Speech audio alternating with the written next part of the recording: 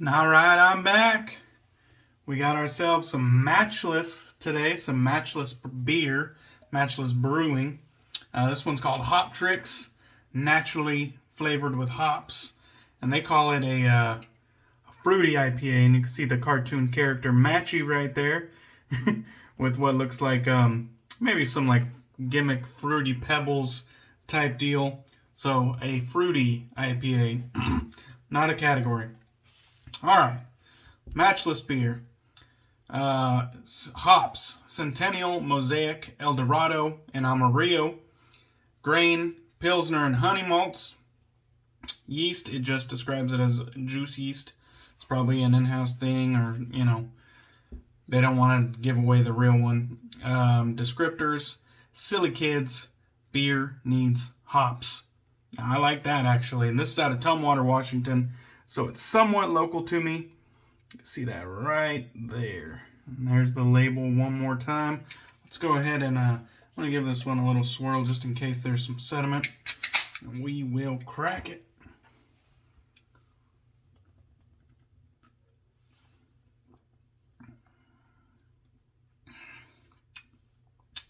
And it is quite juicy indeed. Has a lot of fruit flavor right up front. It doesn't have a lot of bitterness. I'd say it's actually low on the bitterness. And this does come across pretty much as juice. I mean, it is most likely a hazy IPA. I didn't bring a glass for this one. It doesn't come right out and say it's a hazy IPA. But it's a juice bomb, basically.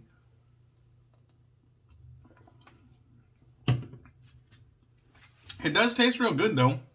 It's like a medley of fruit flavors. It just tastes like ripe, sweet fruit. Yeah, I don't know. It's good, though. It tastes good. I wish there was a little bit more bitterness, but it's a good one. All right. We are using Stirling Soap Company's Sandpiper, and you can see that right there, about 5.8 ounces, about $14. Quite a full pour. You can see it's almost to the brim there. And I definitely scraped some off the sides when I did my load. It's funny, when I pulled this one out of the shelf, I realized I hadn't even used it. I hadn't even touched it. And how long has it been sitting there? Who knows? We got the ingredients list right here. It is a tallow soap. Nice side label, waterproof labels, nothing on the bottom really, except for a batch number. Really good stuff, this Stirling. Got it lathered up right there, and you can see that beautiful soft curl on the brush as well as the bowl. We're going to be using the Thirsty Badger Shave Bowl today. Product of Canada. A wonderful looking bowl right there. And then the brush is going to be my Grizzly Bay brush right here in the red and black. And then on top, we got a Strike Gold Shave Hair Force 1 Badger Knot, which is a readily available, nicely priced Badger offering that I really like. And then today, we're going to be shaving with the traditional Kamisori here that has been freshly honed by Frank Mesa from Strike Gold Shave. So there's that. That's what we're going to be using today. I always loved the aesthetic of this fucking razor, but the edge on it that I bought it with did not come to my liking, and I tried multiple times, couldn't get around to liking it. So I finally got off my ass, sent a few razors to Frank, and they came back in today. There's not going to be an unboxing video because I was only expecting those razors, and I didn't want to wait till later in the week when more mail calls are expected to use them. I wanted to use them right away, and so I figured there's no new product, so it didn't really deserve a video. Alright, we got some lukewarm water on the neck, and let's get right into this lather. With Stirling, I loaded normal. I am familiar with the Stirling soap base. I loaded, my normal is a little bit heavy. It's not excessive, but I do load a little bit heavy because I have so much fucking product that there's really nothing to lose. There's kind of no reason to be frugal when I have enough soap to last a fucking lifetime at this point. So, real good stuff, this Stirling. I was kind of in fear. I overhydrated it. I took my brush out of my Lancaster Razorworks bougie brush bath right here. My bougie brush scuttle. I took the brush out of the brush scuttle there, and I kind of let it drip a little bit, and then I got distracted. You know, I saw something shiny, got distracted, and I didn't end up like wringing out all the water out of the knot before I started loading, which I usually do. I start with a damp but not dripping brush, and so I basically started out with a lot more hydration than I normally do. And as a matter of fact, I didn't even do a second Illuminati edition of water.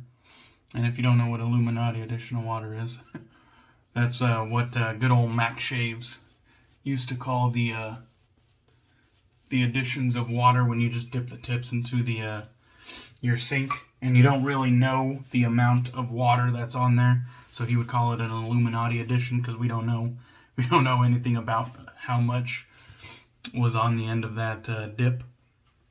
But so yeah, I started off with a fucking shit ton of water, and that's just the way the cookie crumbled there. All right, let's get into this.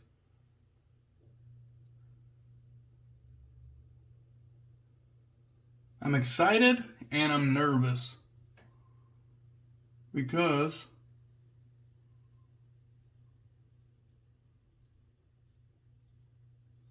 I have all the faith in the world in Frank, but I'm still a novice when it comes to real traditional Kamisoris. You know what I mean? Like I have no problem saying that I am a novice with them. I've gotten, probably somewhere between 5 to 10 shaves with the traditional Kamisori. But I would definitely not feel comfortable saying that I'm like, moderate to pro level, because I'm not. Definitely still a novice with the traditional Kamisori.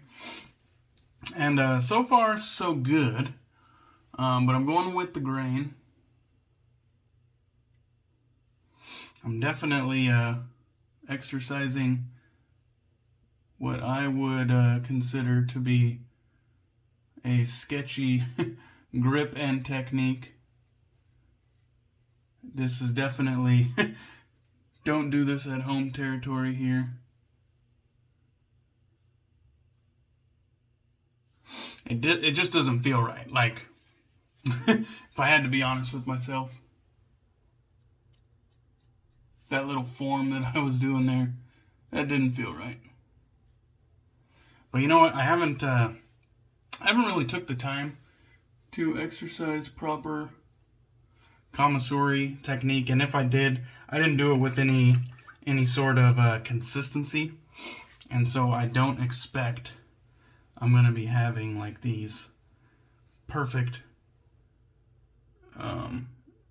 picture perfect shaves. It's something that I'm gonna have to put some more time in with. Yeah, definitely something. Gonna have to show the old Kamisori some respect. Take the time to learn some better technique.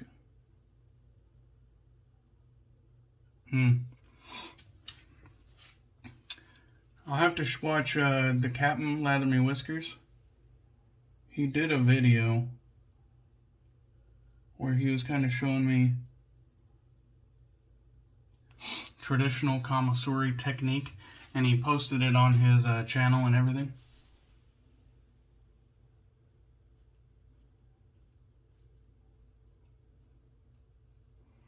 So I just jumped right into this video. I didn't do any research prior.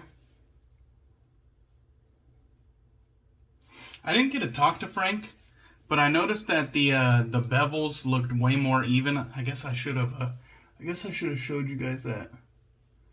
And that's why I'm kind of approaching this shave like a Western Kamisori shave. And at least on this with the grain pass, it's not letting me down, but maybe against the grain I'll realize the error of my ways. Alright. Let me give this a little squeegee on the towel here, and I'll show you guys what I'm talking about.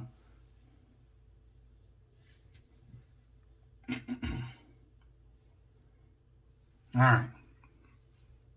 So, god damn it, focus on the razor. Alright. So you can kind of see the bevel on this side. Maybe if I could get it to be all shiny and whatnot. You kind of see the bevel on this side, about the thickness that goes across there. And then now, if you could see about the thickness on the other side there, that's nice. There it is. So you can kind of see it right there. Kind of see it right there. So it's about the same thickness on both sides. And so now I'm thinking maybe I need to ask Frank if he grinded this into a Western Kami. I didn't really tell him what I wanted. And maybe that was my mistake. But regardless, at least with that first pass, the edge definitely felt better than the shaves that I was having with the Kamisori prior to Frank shaving it. It didn't come across as a laser like some of the straight razors that that Frank has honed for me. Didn't come across as like super fucking scary sharp like Frank has done for me in the past. This one's more on the like smoother side. It definitely doesn't have that scary sharp feel.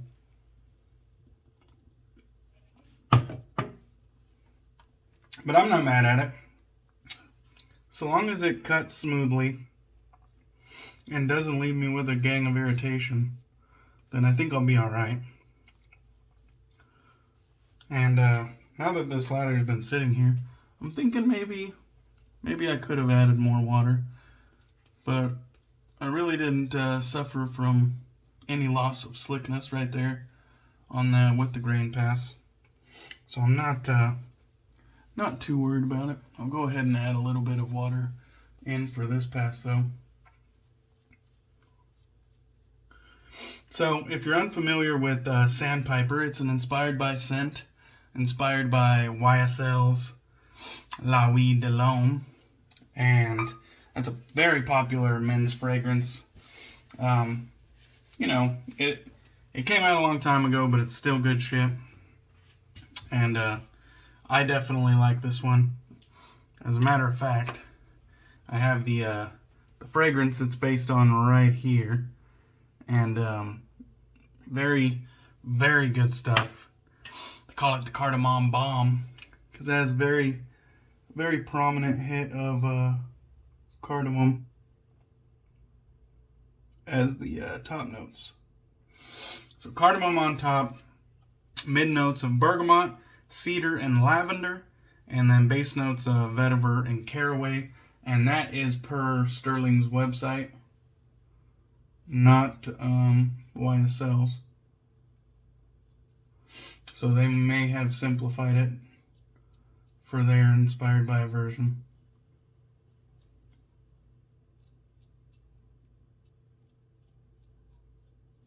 Alright, so right there, going against the grain, I did feel that it wasn't absolutely smooth. It's not to the point of like feeling irritated or anything like that, but it definitely didn't come across as like effortlessly cutting through the hair. See on the neck. The tail will be on the neck. Yeah, I feel like I can feel the razor working. Like I feel like I can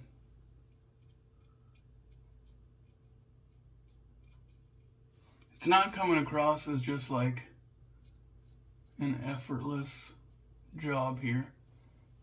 It definitely feels like the razor is having to do a little bit of fighting to get through the growth, which you never really want to experience. That the feel of tug or the sensation of tug.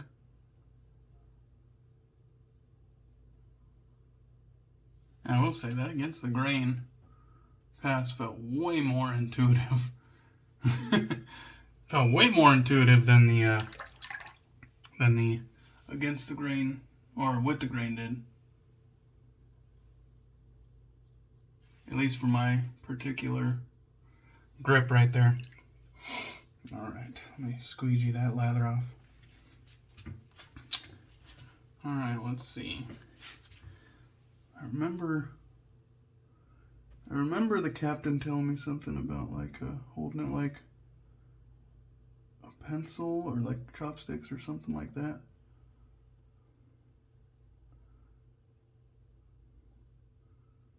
And just kind of giving it like the upward flick of the wrist. And that's not feeling too bad at all. That's actually, I feel like I'm in control there.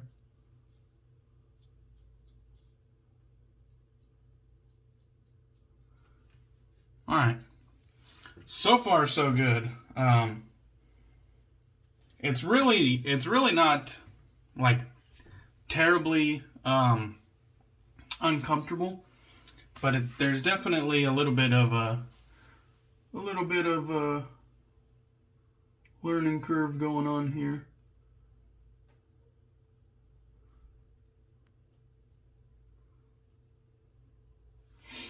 And you know what? On this side, it didn't even feel so bad.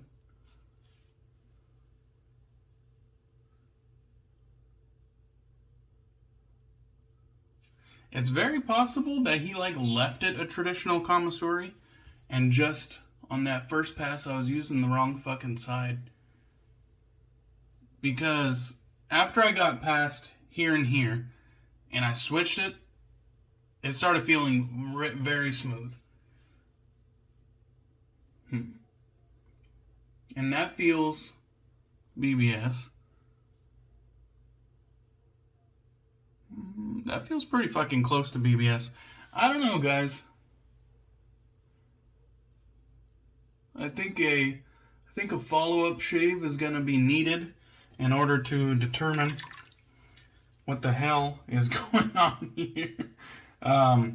Perhaps getting all my information collected before hitting record would also help, but I like flying by the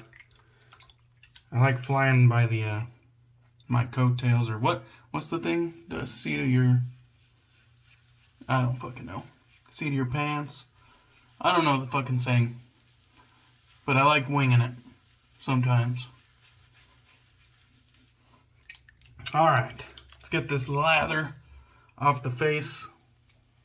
I didn't even set a post shave out, so we might just do something simple today. Because fucking winging it. But the Stirling was bold and banging. It smells fucking awesome. I love the fragrance that this is inspired by. Nuit De L'Homme. Real good stuff. I'm happy that I got an enjoyable shave out of this Kamisori. Frank Misa, I totally trust him with all my razors. I don't think Kamisoris are his thing. He's an absolute fucking wizard with straight razors, but I don't think Kamisoris are his bread and butter. Not to say he can't do it, but I don't think they're his bread and butter. He kind of seemed a little flabbergasted that I threw a Kamisori in the mix.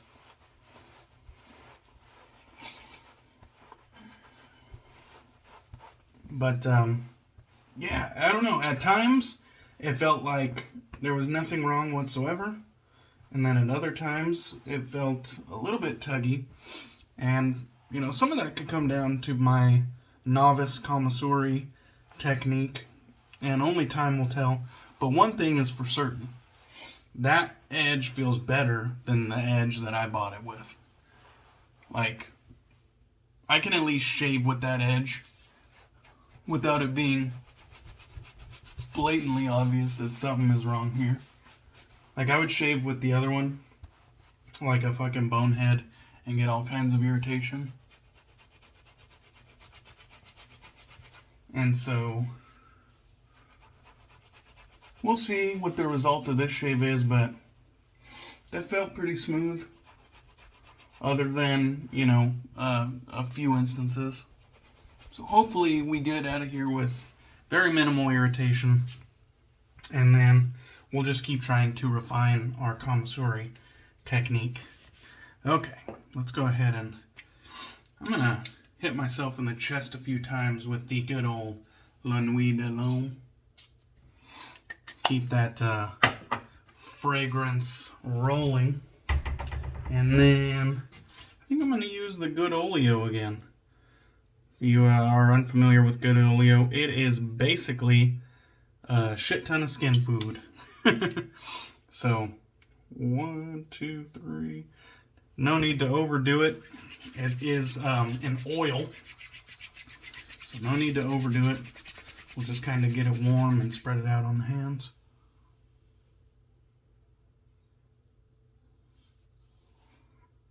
Oh man, and that feels nice and soothing. And it doesn't have any fragrance to it, beside a very faint, natural kind of vegetal scent. But it fades very quickly, and it's not powerful enough to interfere with any post-shave that you may or may not want to add it into. Alright, that's going to leave my skin feeling great once that soaks in. Alright guys, thank you for watching me. Hope you enjoyed the video, or at least got to laugh at me with my shitty technique. I appreciate you guys for watching. Hope you have a good rest of your week, and I'll catch you on the next one. Cheers.